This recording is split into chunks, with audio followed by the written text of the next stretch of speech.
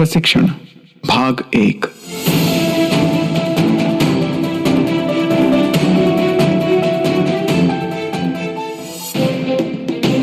महल के पीछे एक ही झोपड़ी थी जो लकड़ी के पटरे और 2 खिड़कियों से ढकी हुई थी। झोपड़ी के सामने एक तालाब था जो लगभग 950 गज की परिधि वाला था और ये नदी के पानी से भरा हुआ था, जो न केवल उसे अग्नि प्रतिरोधक बनाता था बल्कि इसका रूप भी अलग बनाता था। जमीन के ऊपर ढेर सी लोहे की सिल्लियां थीं जो एक लोहार लाया था और गाड़ी वाले के द्वारा यहाँ रखा गया था। चिरंजीवी ने इस जगह को झोपड़ी के लिए इसलिए चुना क्योंकि ये कुएं के काफी नजदीक थी, लेकिन ये अभी भी प्रयोगशाला बनाने के लिए बहुत कच्चा था।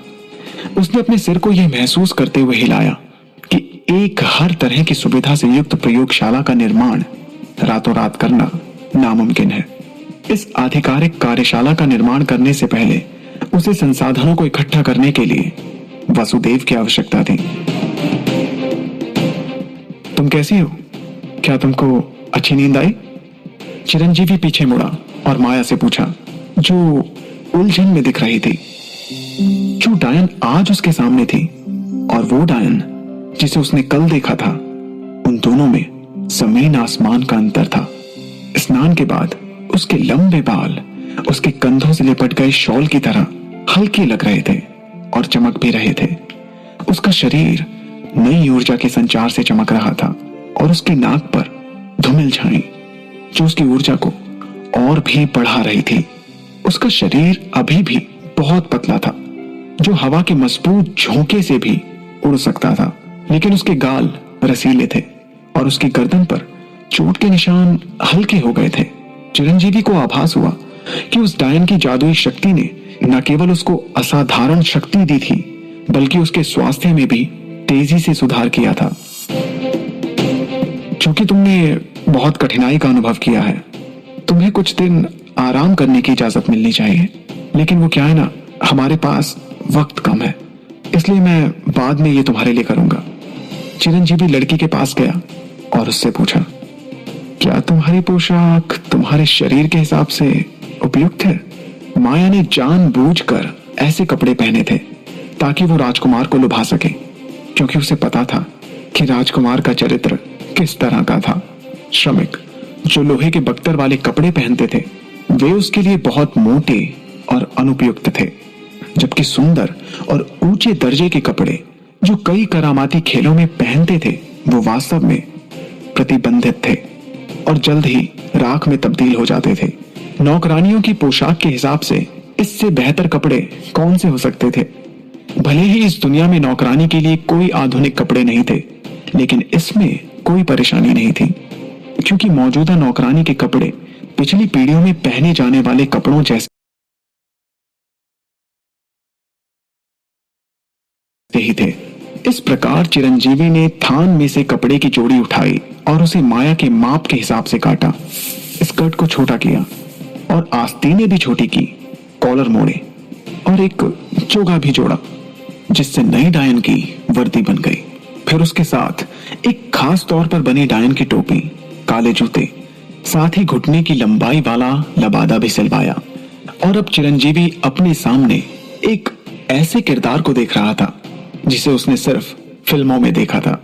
जी महाराज, मैं आपके लिए क्या कर सकती हूँ? माया ने पूछा। वास्तव में माया इस आदमी की सोच से तालमेल नहीं बैठा पा रही थी और उसे महसूस हुआ था कि वो अपना विवेक खो रही है। जैसे तैसे वो जोर लगाकर अपने बैग को सिर पर लेकर काल कोठरी से निकली। उसने सोचा कि वो जल्द ही अपनी शापग्रस्त जिंदगी से रिहा हो जाएगी। हालांकि बैग को उतारने के बाद माया ने पाया कि ये फांसी का तख्ता या सिर कलम करने वाली जगह नहीं बल्कि एक शानदार कमरा था।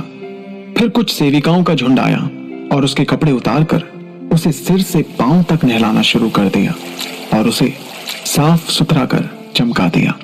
अब कपड़ों की बारी थी। माया को उम्मीद नहीं थी कि कोई तैयार होने में उसकी मदद करेगा। वो ये भी नहीं जानती थी कि कपड़े इतने आरामदायक भी हो सकते हैं कि वो उन्हें आराम से पहन सकती है और जिससे कोई परेशानी भी नहीं होगी। अंत में एक दाढ़ी वाला बूढ़ा व्यक्ति कमरे में दाखिल हुआ और उसने सबको बाहर जाने का हुक्म दिया। उसने उसके सामने एक अनुबंध रखा। इस पल माया को एहसास हुआ कि जिस आदमी ने कालकोठरी में कहा कि वो उसे काम पर रखना चाहता था, वो वास्तव में इस राज्य के राजकुमार चिरंजीवी थे और उन्होंने मजाक नहीं किया था। अनुबंध में स्पष्ट रूप से लिखा था कि अगर वो राजकुमार के लिए काम करती है तो उसे हर महीने 1 स्वर्ण मुद्रा का भुगतान किया जाएगा। माया को पता था कि स्वर्ण मुद्रा की कीमत कितनी है। खादान मालिक उसके पिता का वेतन खनन की गई अयस्क की मात्रा द्वारा निर्धारित करता था, लेकिन यहां तक कि सबसे अच्छे काम के बदले भी उन्हें 1 रजत मुद्रा ही मिलती थी। 100 चांदी की मुद्रा 1 स्वर्ण मुद्रा के बराबर होती है, और यह भी चांदी की मुद्रा की शुद्धता पर निर्भर करता है। तो क्या राजकुमार के साथ सोना उसका काम था? ये माया ने सुना था। जब वो नहा रही थी तब सेविकाएं फुसफुसा रही थी, लेकिन उसे नहीं लगा कि वो इस कीमत के लायक होगी। उसका खून शैतान ने दूषित कर दिया था, इसलिए जो भी उसके बारे में जानेगा वो किसी भी कीमत पर उससे बचना चाहेगा। भले ही राजकुमार की जिज्ञासा इतनी ज्यादा थी कि वो शैतान से नहीं डरते, फिर भी उन्हें भुगतान करने की जरूरत नहीं थी। हालांकि उस रात कोई भी उसके कमरे में नहीं आया और वो शांति से सो गई। ये सबसे नरम बिस्तर था जिस पर आज से पहले माया कभी नहीं सोई थी, इसलिए वो लेटी और तुरंत ही उसकी आंखें लग गईं। जब वो अगले दिन उठी तो दोपहर हो चुकी थी और दोपहर का खाना उसके कमरे में परोसा जा रहा था, जिसमें चपाती, मक्खन और पनीर की सब्जी शामिल थी। वो मरने के लिए भी तैयार थी, लेकिन शानदार भोजन का स्वाद चखने के बाद माया ने खाने के बजाय रोना शुरू कर दिया। सब्जी और मसालों का स्वाद उसके मुंह में घुल गया था, जो तीखे और मीठे का शानदार मिश्रण था। सामने रखे खाने पर धावा बोलते हुए उसने अचानक महसूस किया कि दुनिया इतनी भी बुरी नहीं है। माया ने सोचा, अगर वो रोज ऐसा खाना खाती है तो उसके पास हमला करने वाले राक्षसों से लड़ने तक का हौसला आ जाएगा। जिस बगीचे में वो खड़ी थी वहां का माहौल उसे कारागार की तरह महसूस नहीं हो रहा था। माया ने चुपचाप अपना मन बना लिया था। चूंकि राजकुमार को उसकी जरूरत थी, फिर चाहे वो अजीब कपड़े पहने या यहां तक कि शैतान की शक्ति का उपयोग करे, वो हर कोशिश करने के लिए तैयार है। इसलिए उसने अपना हर सवाल दोबारा दोहराया, लेकिन इस बार बिना किसी हिचकिचाहट के। जी महाराज, मैं आपके लिए क्या कर सकती हूँ? अभी मैं चाहता हूं कि तुम अपनी खुद की ताकत को नियंत्रित करना सीखो। अभ्यास करो, और ये तब तक करो जब तक तुम अपनी लपटों को स्वतंत्र रूप से छोड़ने और खींचने नहीं लग जाती। आपका मतलब है शैतान? माया अचरज में कह उठी। नहीं नहीं माया, चिरंजीवी ने उसे टोकते हुए कहा, ये तुम्हारी शक्ति है। डायन ने अपनी खूबसूरत नीली आंखें झपकाई। दुनिया में ज्यादातर लोगों को गलत फहमी है कि डायनों की शक्ति शैतान की है और अविश्वसनीय रूप से दुष्ट है, लेकिन वे गलत हैं। चिरंजीवी नीचे झुका और उसकी आंखों में देखा। लेकिन तुम पहले ही ये बात समझ गई हो, है ना? चिरंजीवी को काल कोठरी वाली माया की दबी हुई मुस्कुराहट याद आई। क्या कोई इंसान जिसे पता हो कि वो शैतान है इस तरह खुद पर हंस सकता है? मैंने किसी को चोट पहुंचाने के लिए अपनी शक्ति का उपयोग कभी नहीं किया। वो बड़बड़ाई, लुटेरों के अलावा आत्मरक्षा पाप नहीं है, और तुमने सही काम किया था। लोग तुमसे डरते हैं क्योंकि वे तुमको समझते नहीं हैं, और वे केवल इतना जानते हैं कि ताकत हासिल करने के लिए कठोर प्रशिक्षण की जरूरत होती है, लेकिन वे ये नहीं जानते कि डायन कैसे बनते हैं। अज्ञात शक्ति हमेशा डरावनी होती है। आपको डर नहीं लगता? माया ने कहा। नहीं, क्योंकि मुझे पता है कि तुम्हारे पास जो शक्ति है तुम उसका गलत इस्तेमाल नहीं करोगी। चिरंजीवी हंसा। लेकिन अगर उस लुटेरे के पास ऐसी अविश्वसनीय ताकत होती तो मैं जरूर डरता। फिर उसने कहा, चलो बातें बहुत हुई, अब शुरू हो जाओ।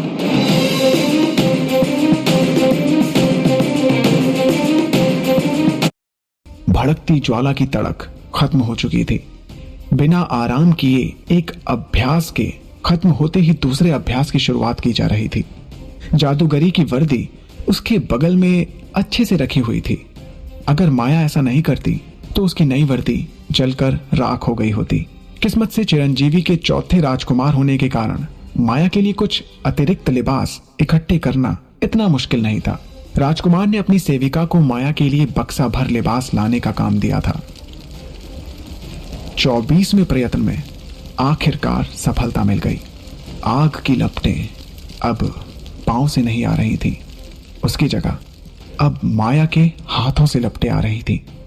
वो सावधानी एवं ध्यान से अपने हाथों से लपटें अपनी उंगलियों तक लाने की कोशिश कर रही थी, लेकिन लपटें अचानक 2 बार थर्राकर उसके बाजुओं तक फैल गईं एवं उसके पूरे लिबास को जला डाला।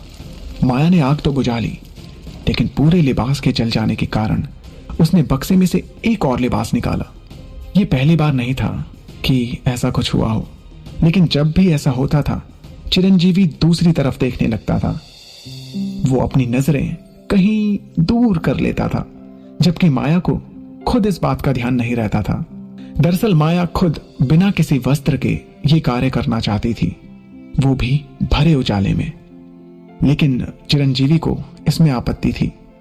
अगर चिरंजीवी उसकी तरफ देखता तो उसके लिए एक नग्न लड़की के साथ काम करना बहुत मुश्किल हो जाता, खासकर तब जब उसके सामने एक ऐसी लड़की हो जिसके बदन से अलग तरह की ताकत दूर से ही महसूस हो रही हो।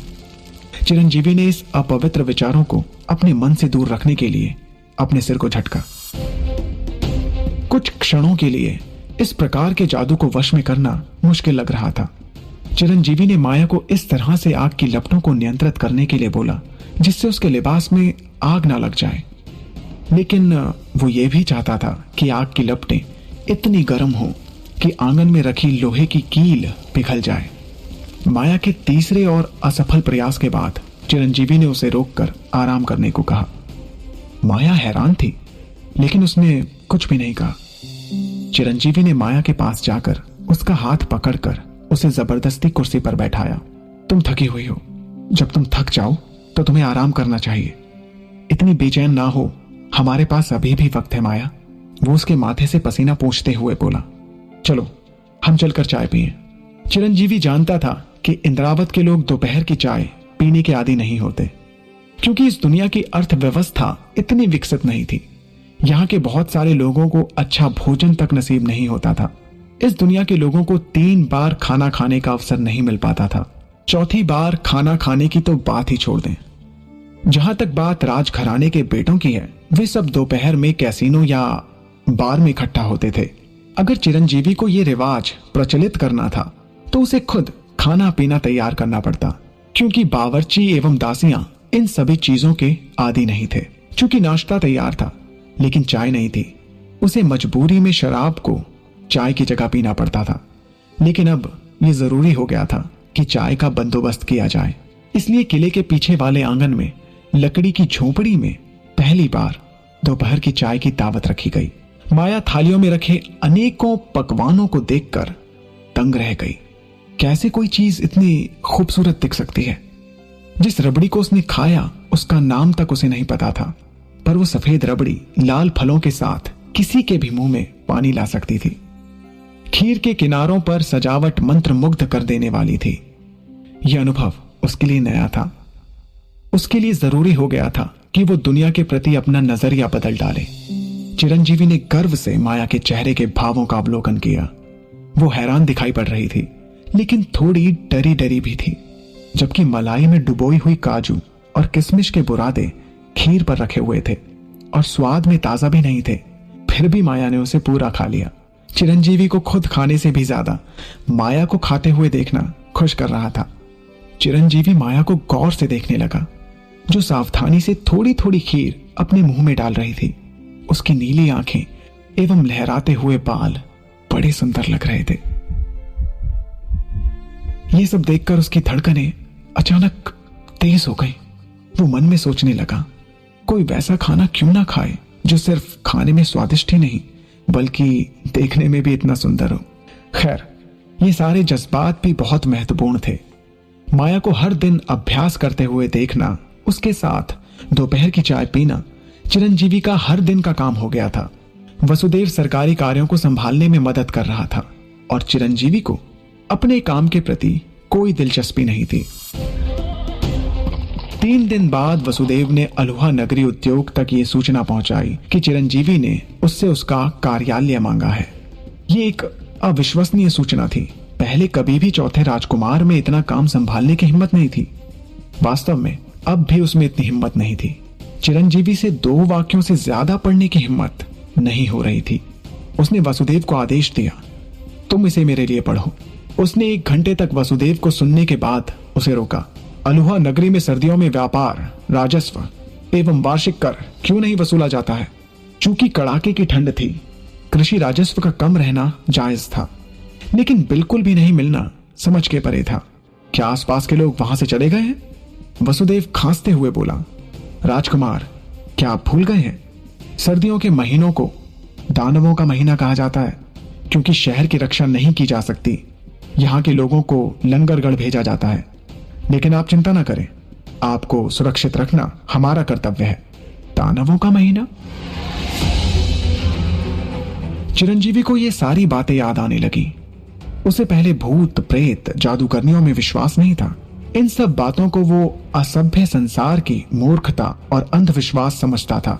लेकिन अब उसे दानवों के अस्तित्व को लेकर कोई शक नहीं था, क्योंकि उसने अब डायनों को देखा था। फिर दूसरी आत्माओं और भूत प्रेतों का क्या? जब वो पढ़ाई कर रहा था तो उसे उसके इतिहास के गुरु ने इसके बारे में बताया था।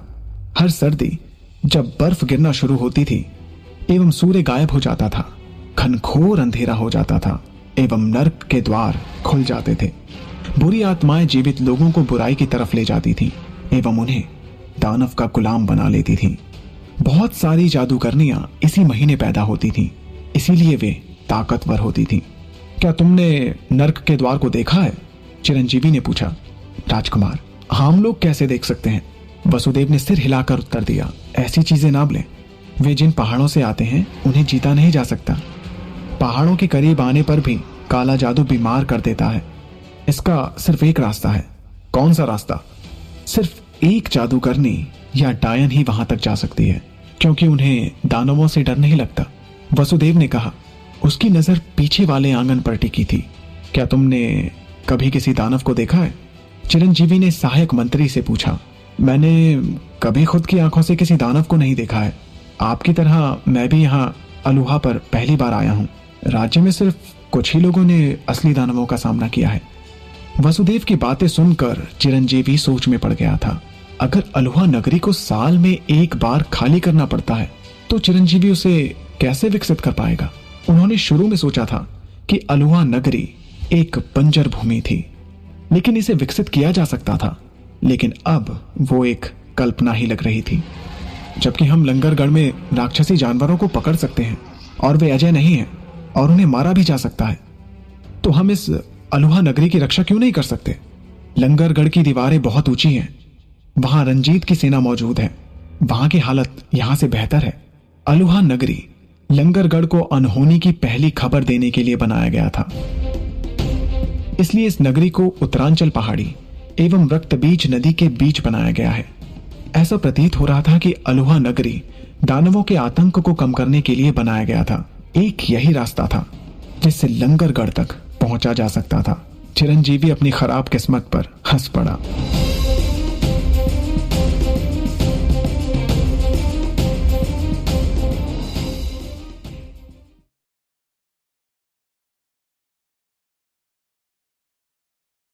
दानवों का महीना भाग 1।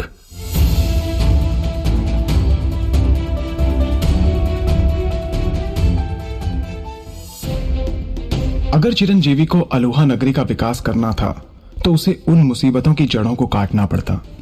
अगर वो राज्य बंजर होता तो उसे फिर से सुधारा जा सकता था, और अगर राज्य छोटा था तो लोग इसे बाहर फैलाने की कोशिश करते। लेकिन अगर कोई वहां रहना नहीं चाहता था तो ये सारी बातें बेकार थी। अगर उन्हें जबरन अपनी जमीन छोड़नी पड़ती तो भी उनकी जमीन लेता कौन? जब सहायक मंत्री वहां से चले गए तो चिरंजीवी ने कार्तिक को आदेश दिया, अपने जवानों को इकट्ठा करो एवं जाकर चौकीदारों, शिकारियों एवं किसानों को ढूंढो। जो यहां 5 साल से ज्यादा रहे हैं। उनसे पूछो कि क्या उन्होंने कभी किसी दानव को देखा है। अगर किसी ने दानव का सामना किया है तो वो हमारे लिए और अच्छा होगा। कार्तिक के जाने के बाद चिरंजीवी सहायक मंत्री द्वारा दी गई सूचना का विश्लेषण करने लगा। अलुहा नगरी ज्यादातर खनिज एवं शिकार की हुई चीजों को बाहर बेचती थी एवं खाने का सामान खरीदती थी। सभी सामान रक्तबीज नदी से होते हुए लंगरगढ़ या कल्पन नगरी जाता था। खनिज निर्यात में लोह, कॉपर, सल्फर, क्रिस्टल एवं रूबी, सफायर इत्यादि भेजा जाता था। ये चीज समझ के परे थी। उसे माया की बात याद आई। उत्तरी खनिज इलाके में खुफिया गुफा होने की बात फैली थी। ये बात किसी को पता नहीं थी कि वो इलाका कितना गहरा है। जो खनिज सामग्री निर्यात होती थी उसके लिए राजघराने का पैसा नहीं लगाया जाता था। उसकी जगह पर खाने की सामग्री खरीदी जाती थी। ये तय है कि जवाहरात जैसी महंगी चीज से भारी मात्रा में खाने की सामग्री आ सकती थी, पर अलुहा नगरी में कुछ भी खाने का सामान नहीं बचा था। दूसरे शब्दों में अलुहा नगरी की सालाना निर्यात सिर्फ कुछ 2000 लोगों का पेट भर पाती थी। राजकुमार के आने से पहले जो शासक था उसने ऐसा नियम बनाया था। उसके अनुसार इससे खाने की सामग्री भी बचती एवं दानव को भी चेतावनी मिलती रहती। फर की बिक्री से लोग अपना पेट पालते थे। वे धुंध वाले जंगल में जाकर पक्षियों एवं जानवरों का शिकार करते थे। वे इन जानवरों को लंगरगढ़ एवं कल्पन नगरी के लोगों को बेचते थे। कोई बिक्री अलुहा नगरी में नहीं होती थी, इसलिए किसी तरह का कर नहीं लगाया जाता था। चिरंजीवी ने सोचा कि इस तरह से व्यवसाय नहीं चल सकता। खनिज के बदले खाने की सामग्री नहीं ली जा सकती। रक्तबीज नदी का उपयोग सब कर सकते हैं। ये एक ऐसा जरिया था जिससे और जगहों से भी आयात एवं निर्यात का काम हो सकता था। हालांकि ये सब तभी संभव था जब उस दानव को रोक लिया जाए। कार्तिक ने अपना काम जल्दी किया एवं 2 चौकीदारों और 1 शिकारी को ढूंढ लाया। उसने बताया, ये 2 चौकीदार यहाँ हर वर्ष प्रकाश देने का काम करते हैं। ये शिकारी कह रहा है कि इसका सामना एक दानव से हो चुका है और इसने उसका सिर खुद अपने हाथों से अलग किया था। तीनों एक साथ राजकुमार के सामने नतमस्तक हुए। चिरंजीवी ने उन्हें खड़े हो जाने का आदेश दिया। पहले व्यक्ति ने आगे आकर बोलना शुरू किया। आदरणीय राजकुमार। पहला व्यक्ति इतना घबराया हुआ था कि उसके मुंह से आवाज नहीं निकल रही थी। बलबीर और मैं, हम वे लोग हैं जिन्होंने उस दानव को देखा। जब बर्फ गिरने लगती है तब हम उत्तरी खनिज इलाके में गए। प्रकाश किले पर वहां सबसे पहले दानव दिखने शुरू हुए। वे बड़ी संख्या में इस पार आ रहे थे। हम लोग खुद को छुपाकर धुंधले जंगल में घुसे हुए थे एवं प्रकाश जलाकर हम वापस लौट गए और नाव पर बैठ गए। फिर हम वापस निकल लिए।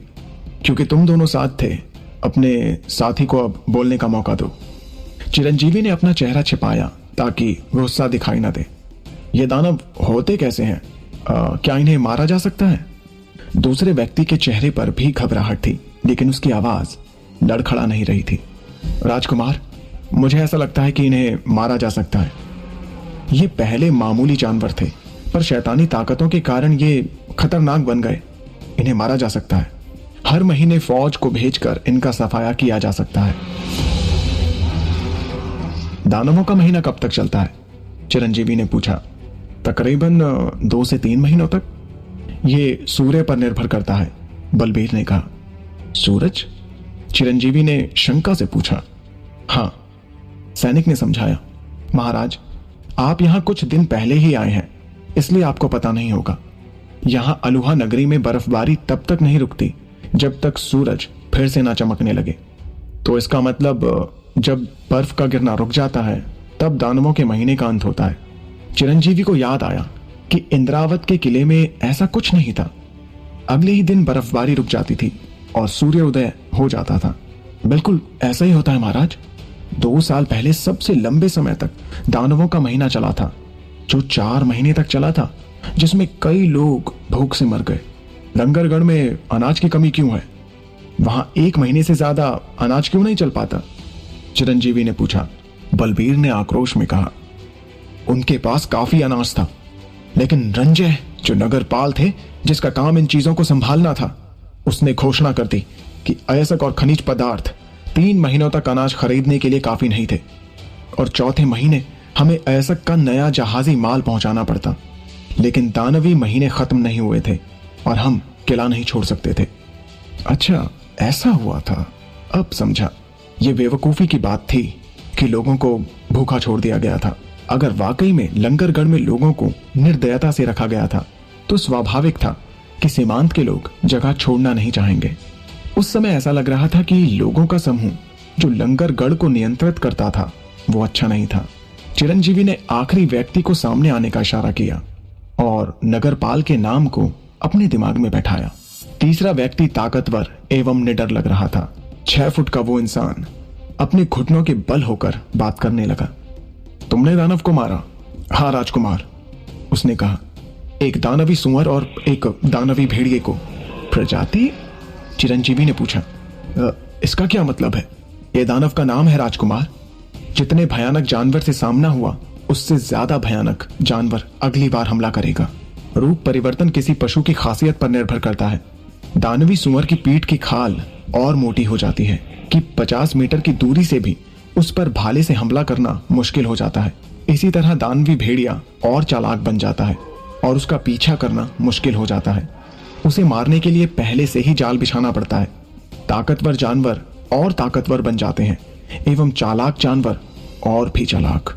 चिरंजीवी ने हामी भरी। लेकिन वो है तो जानवर ही। हाँ, ये तो सही, लेकिन ये सबसे भयानक दुश्मन नहीं है, उसने गला साफ करते हुए कहा। सबसे खतरनाक दानवी वर्ण संकर होते हैं। ये दानवी अवतार हैं। सिर्फ नर्क ही ऐसे दानव बना सकता है। मैंने दानवी वर्ण संकर देखे हैं। उसके हाथ पैर बेहद ताकतवर होते हैं एवं उनके पास बड़े बड़े पंख होते हैं। वे आसानी से कम दूरी तय कर लेते हैं। उन्हें पता था कि मैं वहां छुपा हुआ हूं। वे अपने शिकार को दबोच नहीं रहे थे, वे उनके साथ खेल रहे थे। उस शिकारी ने अपनी कमीज ऊपर उठाकर पेट से लेकर सीने तक के घाव के निशान को दिखाया। उसने कहा, इससे पहले कि मैं बेहोश हो जाता मैं रक्तबीज नदी में गिर गया। मेरी किस्मत अच्छी थी कि मैं जिंदा बच गया। ऐसे दानव वाकई में है। चिरंजीवी को लगने लगा कि दुनिया तो सचमुच कमाल की है। एक मजबूत दीवार उन जानवरों को रोकने के लिए काफी थी, किंतु वे अगर उड़ने लगे तो फिर क्या किया जाएगा? दानवी अवतार दुर्लभ होते हैं, है ना?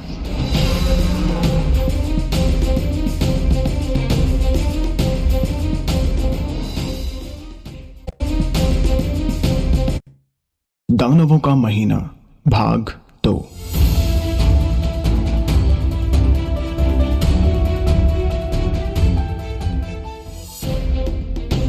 ज्यादा नहीं है महाराज, शिकारी ने उत्तर दिया। दानवों के हर महीने के दौरान केवल 2 से 3 दानवी संकरण होंगे, वरना लंगरगढ़ अपने आप को बचा नहीं पाएगा। ठीक है, तुम बहुत सजग लगते हो। चिरंजीवी ने ध्यान से देखा। उसने उस आदमी को खड़े होने का आदेश दिया और पूछा, तुम्हारा नाम क्या है?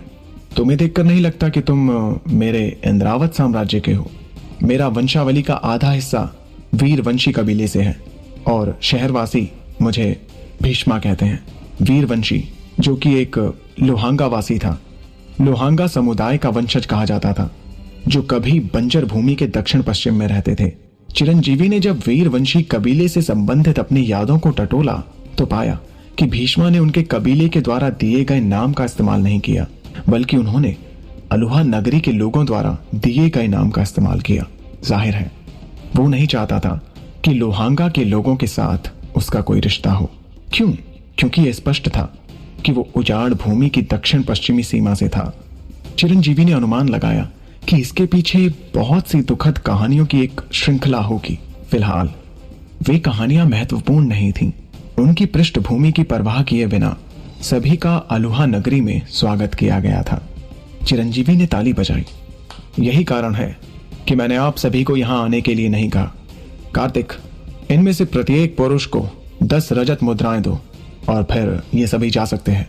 इनाम के लिए बहुत बहुत धन्यवाद महामहिम, तीनों ने एक साथ कहा। बाद में वे सभी कार्तिक के साथ वहां से निकल गए।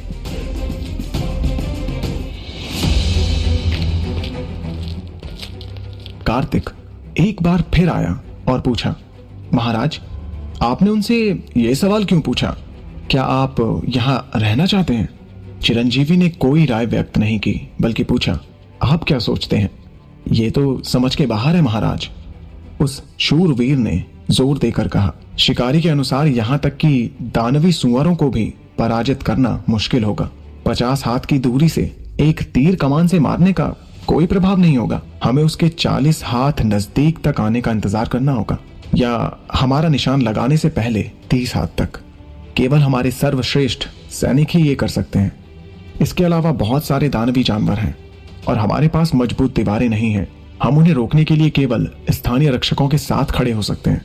मुझे डर है कि हताहत होने वाले इतने ज्यादा होंगे जिसकी हम कल्पना भी नहीं कर सकते, और हमारी हार सुनिश्चित होगी। आप पहले से ही जानते हैं एक डायन क्या करने में सक्षम है, इसलिए आप थोड़ा ठंडे दिमाग से क्यों नहीं सोचते? चिरंजीवी ने आहें भरी। ये चुड़ैलें दुष्ट होती हैं, लेकिन माया ऐसी नहीं दिखती है।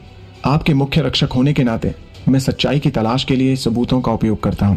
अगर मैं आपको शहर की रक्षा के लिए एक बड़ी दीवार बनवा दूं, तो क्या आपको लगता है कि अलोहा नगरी की रक्षा करना संभव होगा? क्या? एक पल के लिए कार्तिक को शक हुआ कि उसने चिरंजीवी को गलत सुना है। अगर मैं आपको उत्तरांचल पर्वत और रक्तबीज नदी के बीच एक दीवार बनवा देता हूं, तो क्या तुम अलोहा नगरी की रक्षा कर सकते हो? चिरंजीवी ने अपने कहे हर शब्द पर जोर दिया।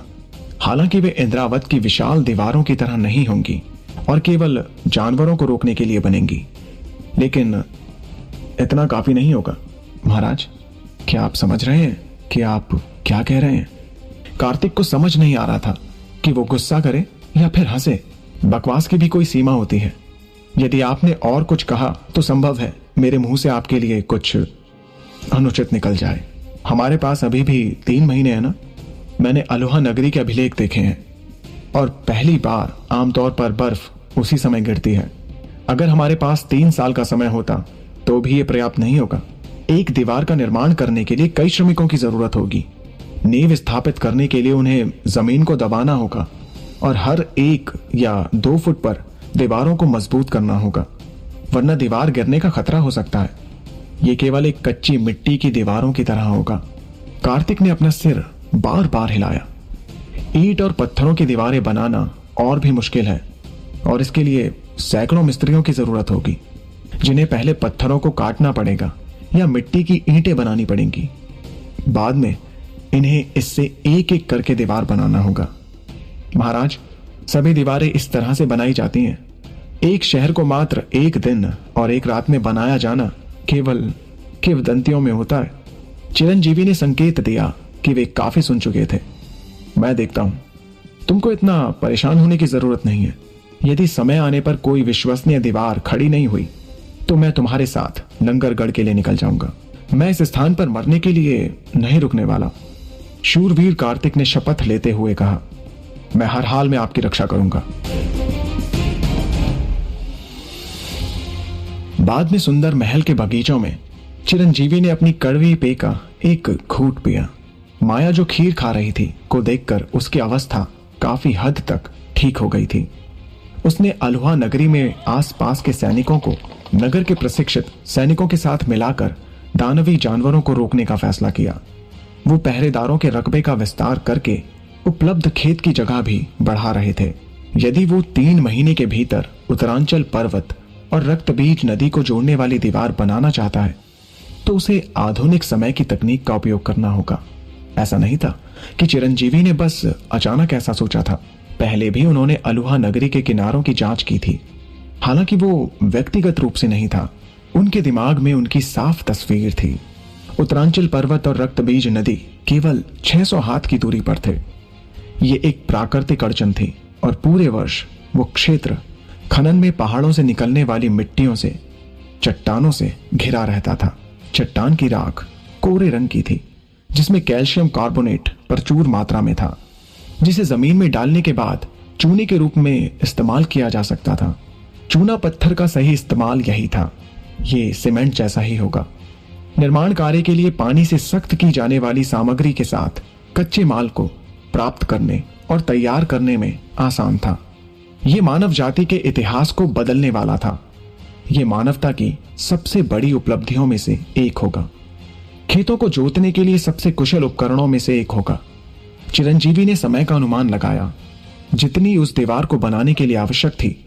यहां तक कि अगर वो सीमेंट के साथ भी नई तकनीक का उपयोग करे तो भी वो सुनिश्चित नहीं था कि ये संभव है। उन्हें जितने सीमेंट की जरूरत थी वो बहुत ज्यादा था और उसे यकीन नहीं था कि वो 3 महीने में इतना सीमेंट पाउडर बना सकते हैं। कंक्रीट की ताकत औसत से अधिक होगी और उन्हें लोहे से इसे मजबूत करने की आवश्यकता होगी।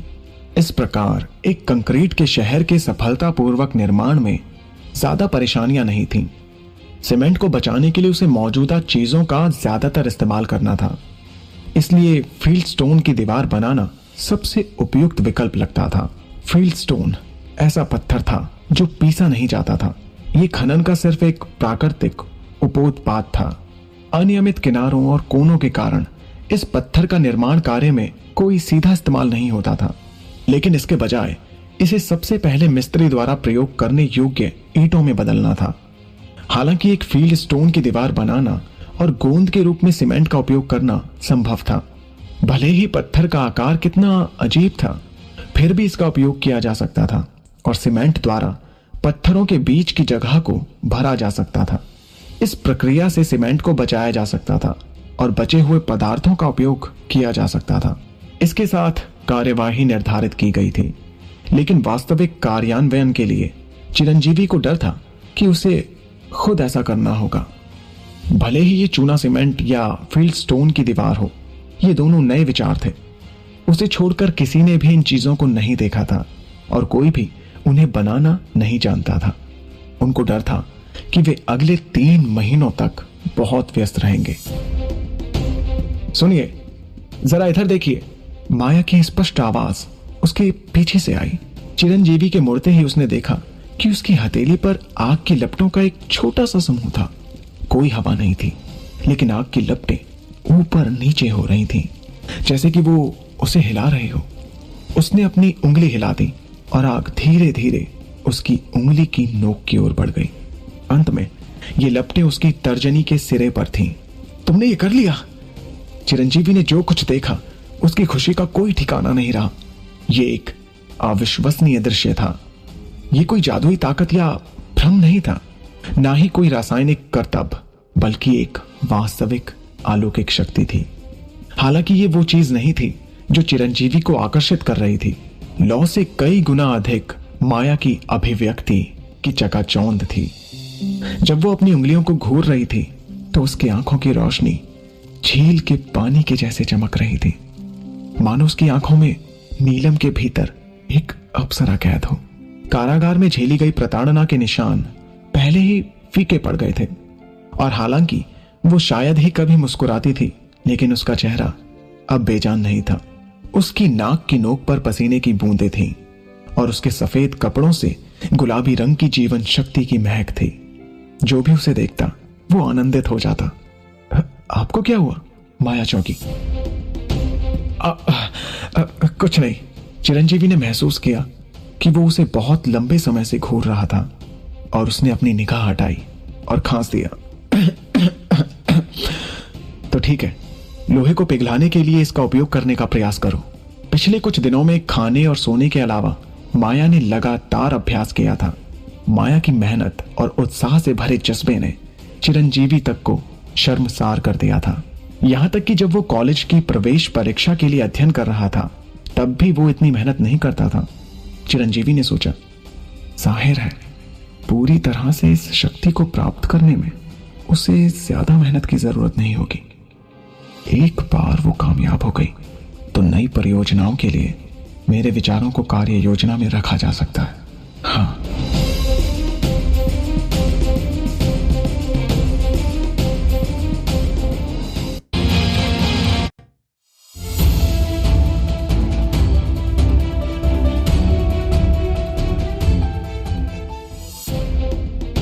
मौसम पूरे सप्ताह खराब था और आसमान में बादल छाए थे।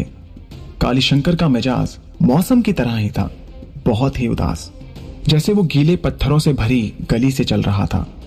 लोग समय समय पर उसका अभिवादन कर रहे थे। कालीशंकर इस शहर में एक विद्यालय चलाता था। इमरावत साम्राज्य के विपरीत, जहां केवल रईसों के बच्चे ही विद्यालय जा सकते थे, यहां उसने आम लोगों के बच्चों को पढ़ाया।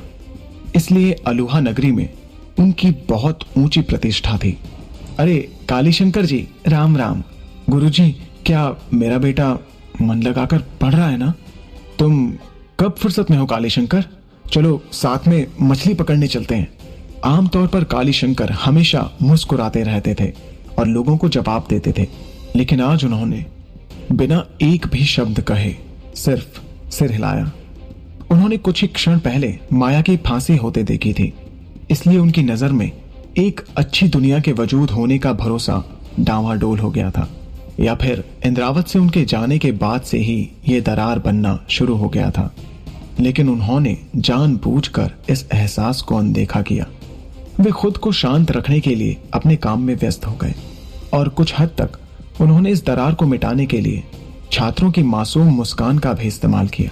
जब तक माया की मृत्यु नहीं हुई थी, उन्होंने सोचा दुनिया नहीं बदली थी, लेकिन फांसी के बाद दरार गायब नहीं हुई, बल्कि और बढ़ गई। माया की याद आना कुछ महीने पहले ही बंद हो गई थी। अब वो अपनी सामान्य वेशभूषा और कुछ शब्दों के साथ 30 से ज्यादा छात्रों की अपनी कक्षा से बाहर नहीं खड़ी थी। लेकिन उसके बारे में कुछ ऐसा था जिसने कालीशंकर को गहराई से प्रभावित किया। ये ज्ञान के प्रति उसका जुनून था। कोई फर्क नहीं पड़ता कि उसने क्या पढ़ाया, चाहे वो किसी की जीवनी हो या इतिहास, वो हमेशा अपनी पहली कोशिश में इसे याद कर लेती थी। भले ही उबाऊ इतिहास या धर्म का विकास ही क्यों ना हो, वो पूरे दिन इसके बारे में पढ़ सकती थी। उसने युवती को अपने पड़ोसी को धूप में बैठकर भेड़ों का ख्याल रखने में मदद करते भी देखा था। माया बड़ी सावधानी से भेड़ों के बालों को कंघी करती, जैसे कोई बच्चा हो। उन्हें अभी भी उसकी प्यारी सी मुस्कान बहुत स्पष्ट रूप से याद थी। पता नहीं कैसे, पर उसे कभी भी वो एक भयावह और दुष्ट डायन नहीं लगी थी। फिर माया की गली में आग लगने और उसकी मां के दुर्भाग्यवश गुजर जाने के बाद माया कभी वापस विद्यालय नहीं आई। 1 सप्ताह पहले तक उन्होंने उसे फिर कभी नहीं देखा, जब तक उसे एक डायन साबित किया गया और उसे शहर के चौराहे पर लटका दिया गया। शैतान द्वारा प्रलोभित एक अशुद्ध व्यक्ति, बुराई, सब झूठ। उन्होंने पवित्र मठ और उनके द्वारा दिए गए ज्ञान पर जीवन में पहली बार संदेह करना शुरू कर दिया। उसे पता नहीं था कि माया डायन थी या नहीं, लेकिन वो कभी दुष्ट नहीं थी। अगर एक किशोर लड़की जो दुनिया से अनभिज्ञ और जिज्ञासा से भरी हुई है, उसे बुरा कहा जा सकता है, तो इंद्रावत साम्राज्य प्रशासनिक अधिकारी नर्क से थे और शैतान से प्रभावित भी थे।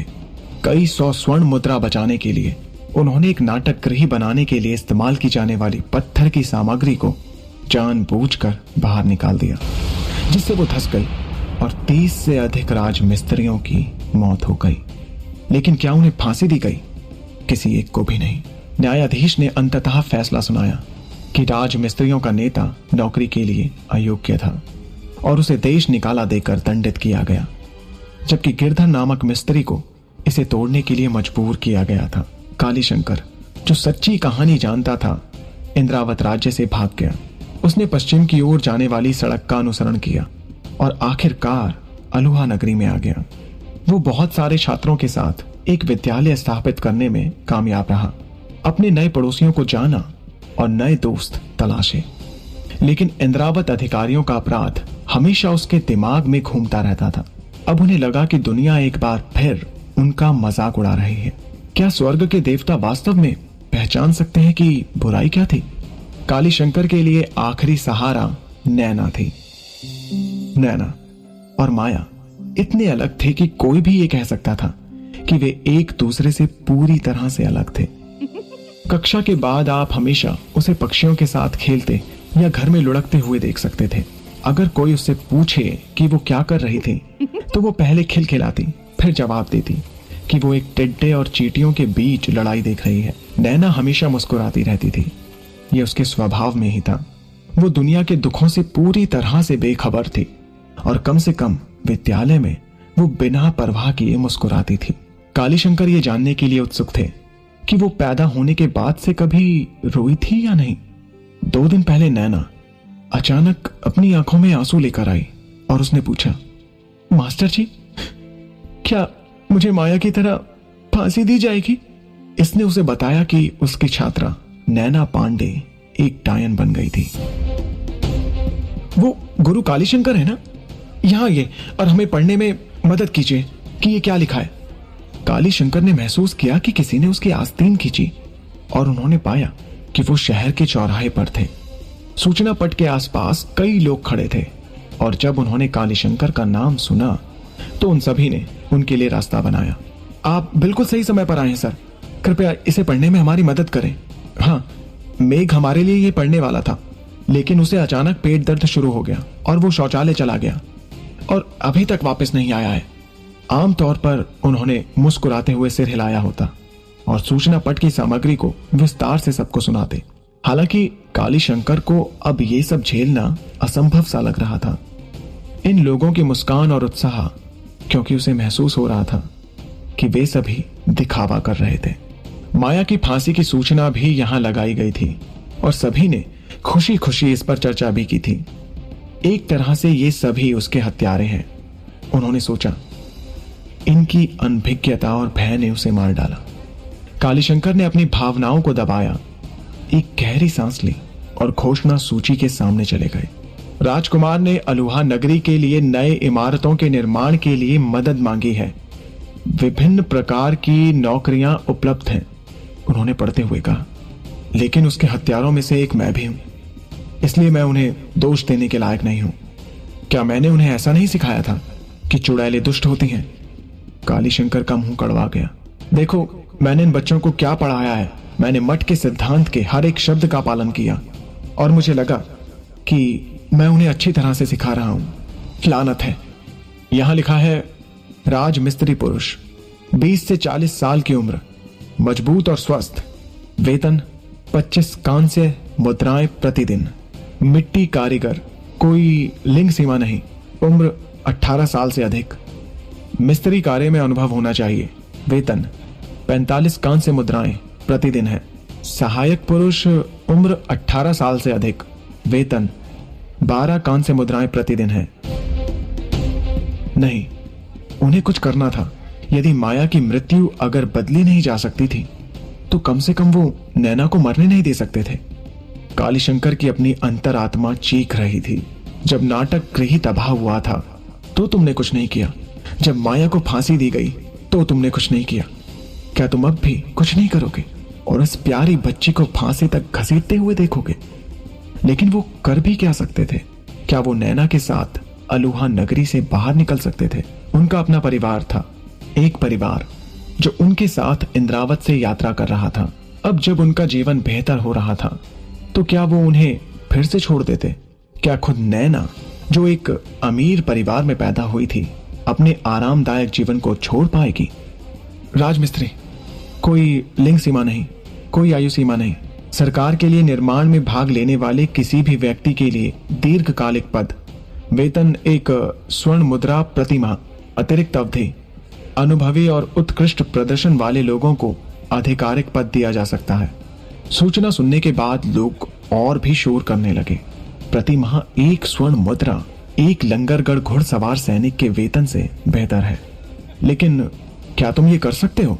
तुम एक मिट्टी के ढेर का निर्माण नहीं कर सकते तो एक किले का निर्माण कैसे कर सकते हो? इसे देखो मत, यहां तक कि पहले के कुछ पद भी बुरे नहीं है। यदि हर दिन भुगतान किया जाता है तो तुम एक शिकारी जितना कमा लोगे। वास्तव में शिकार एक जानलेवा काम है और धुंध से भरा जंगल वास्तव में खतरनाक जगह है। कालीशंकर ने इस बग बग पर ध्यान नहीं दिया और केवल नोटिस के नीचे लगी मोहर और हस्ताक्षर को गौर से देखा।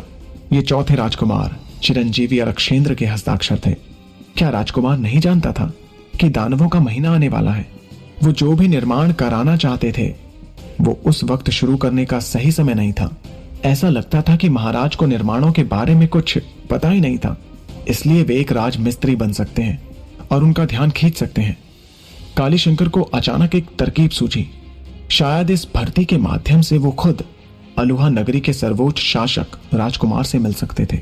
कालीशंकर ने डर के मारे घूंट भरा। क्या वो राजकुमार को समझा सकते थे कि चुड़ैलें दुष्ट नहीं होती। महाराज के अनोखे विचार की अफवाहें थीं, इसलिए उन्हें आम लोगों से अलग होना चाहिए और उन्हें मठ से भी गहरी नफरत थी। शायद मैं ये कर सकता हूं, उन्होंने सोचा। हालांकि माया की फांसी के लिए राजकुमार चिरंजीवी ने आदेश दिया था, मगर हर कोई ये कह सकता था कि वे ऐसा करने के लिए तैयार नहीं थे।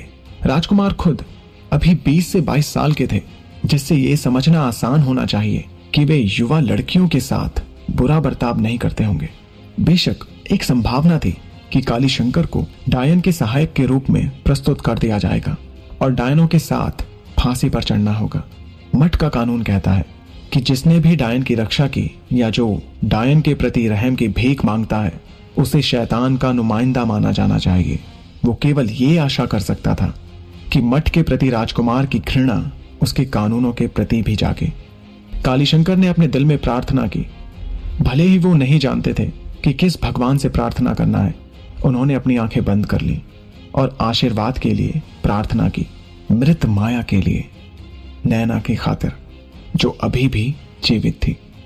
और खुद के दिल को टूटने से रोकने के लिए उन्होंने जोखिम उठाने का फैसला किया।